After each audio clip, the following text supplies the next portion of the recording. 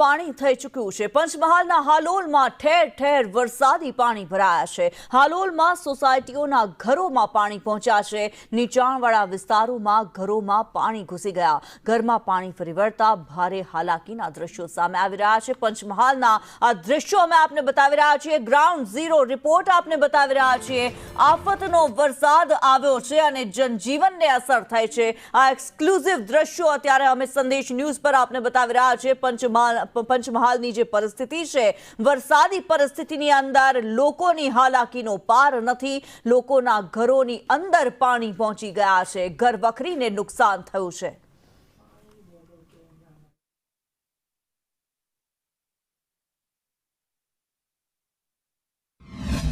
શું કરવાનું? અહીંયા ગટર યોજના કરી છે ને, આખી ગટર યોજના ફેલ છે અને ગટરમાંથી બધું ઘરમાં પાણી આવ્યું છે। આ નગર પાણી પડે એવું થઈ ગયું ચાપડું હોય એવું થઈ ગયું।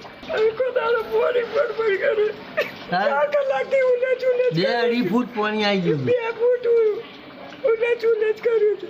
મારા ઘરની અંદર પાણી ભરાઈ ગયું, ફર્નિચરને નુકસાન થયું છે।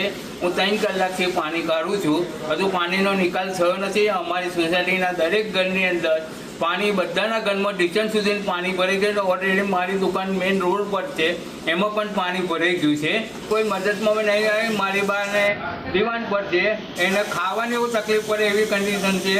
હવે કોઈ અમારા માટે મદદમાં કોઈ આવ્યું નથી નગરપાલિકાવાળા, એટલે એનો મારે કોઈ નિકાલ કરો એવો મારો એક નમ્ર વિનંતી છે। પાણી એટલી હદે આવી ગયું કે તંત્ર જોવા પણ નથી આવ્યું કે શું પરિસ્થિતિ આવીને અહીંયા ઊભી રહી છે। મારા ખુદના મકાનની વાત કરું તો મારા મકાનની અંદર ફર્નિચરથી લઈ અનાજ કઠોળ પણ એટલું જ નુકસાન થયું છે, જેને હું સવારથી લઈને અત્યાર સુધીમાં મોટર મૂકી છે પાણીની, અને એ પાણીને હું બહાર કાઢું છું। એના સિવાય મારી સોસાયટીના તમામ જે પણ રહીશો છે એ પણ આ જ વસ્તુ સવારથી લઈને કરે છે। કોઈ પણ પોતાના કામ ધંધે, નોકરી ધંધે ગયા નથી, સવારથી પાણી કાઢવામાં જ વ્યસ્ત રહ્યા છે। તંત્રએ અમને એવું પણ પૂછ્યું નહોતું કે અહીંયા શું પરિસ્થિતિ છે, પાણી કેવી રીતે નીકાળવાનું છે, કઈ રીતનો એનો રસ્તો છે।